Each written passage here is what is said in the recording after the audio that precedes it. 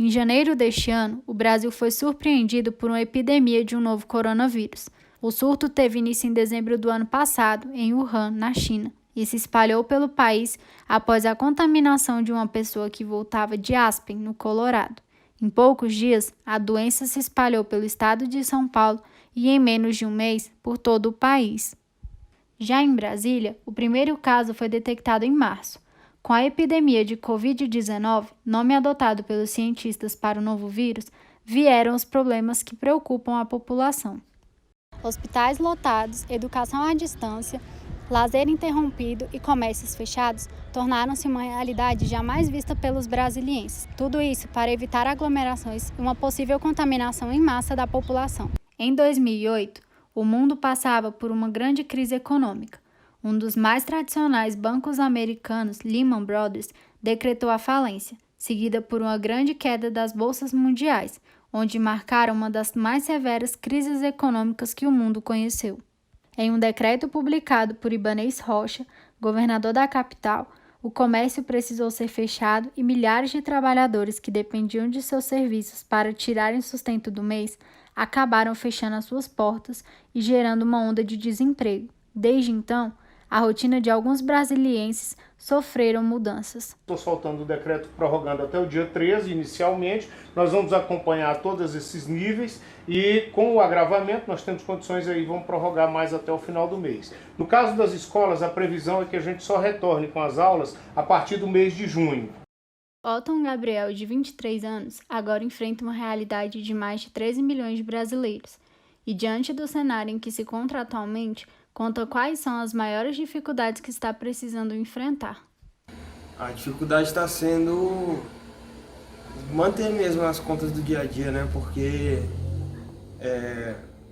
a gente fica sem emprego e como eu estava no começo do contrato, eu fiquei sem receber os benefícios como seguro-desemprego.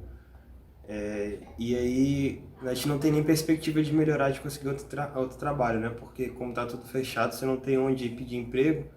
Às vezes você vai em alguns lugares, as pessoas já desdenham um pouco, falando que o povo está sendo mandado embora. Então a gente fica um pouco aflito, porque além de ter sido mandado embora e estar desempregado, a gente não tem perspectiva de estar melhorando ou de conseguir alguma coisa. O desemprego cresce diariamente. Com as lojas fechadas, os comerciantes vão perdendo o lucro de seus estabelecimentos e encarando a crise de frente. O economista Carlos Henrique explica de que forma é possível lidar com as consequências causadas na economia. Do ponto de vista de incentivo às empresas, o governo tem que fazer um papel de ajuda a que as empresas possam, como facilitadores, ajudar a que as empresas possam iniciar novamente, né, seu sistema produtivo, contratar pessoas, né?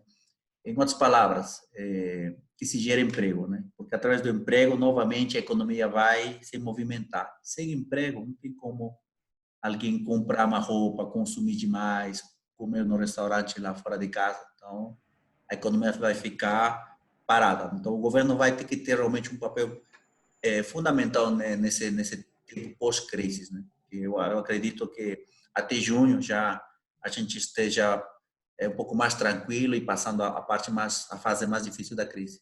As dificuldades financeiras começaram a surgir graças a uma crise de saúde. E para aqueles que perderam seus empregos, é preciso encontrar meios de diminuir os impactos da crise. O governo federal disponibilizou no dia 14 de abril um auxílio de R$ 600 com duração de 3 meses para aqueles que perderam seus empregos. Diante da crise e em meio a milhares de demissões, o receio de ser o próximo a perder a única fonte de renda é inevitável. Mas ainda assim, algumas pessoas conseguem manter seus empregos. Paloma Sacramento foi uma delas. Trabalha como fisioterapeuta pela Secretaria de Saúde e conta como está sendo trabalhar na área em meio à pandemia. Na unidade que eu estou agora, a gente está atendendo os pacientes, porque é pela Secretaria de Saúde, né? Então, a população que está indo é realmente quem precisa de atendimento imediato. Só que nós estamos adotando medidas de controle. Então, não é atendido mais de um paciente por vez, mantendo a higienização do local, usando os equipamentos de proteção.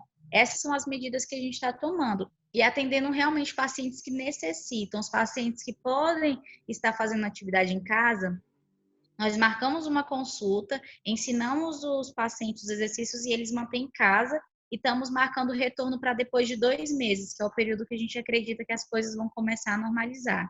Por meio de nota, o GDF informou, abre aspas, a possível destruição de empregos, falência em massa de empresas e piora nas condições financeiras da economia podem fazer com que o choque temporário da Covid-19 tenha consequências permanentes sobre a economia. 2 são os desafios de política econômica. A. Transferir recursos para salvar vidas. E B. Reduzir os efeitos recessivos da crise do coronavírus, impedindo que um choque transitório tenha efeitos permanentes na economia. Fecha aspas. Muitos autônomos fecharam seus comércios, outros perderam seus empregos. E agora, diante da maior crise econômica já vivida, a certeza é que a capital ficará marcada pelos impactos que a pandemia causou na vida e no cotidiano dos brasilienses.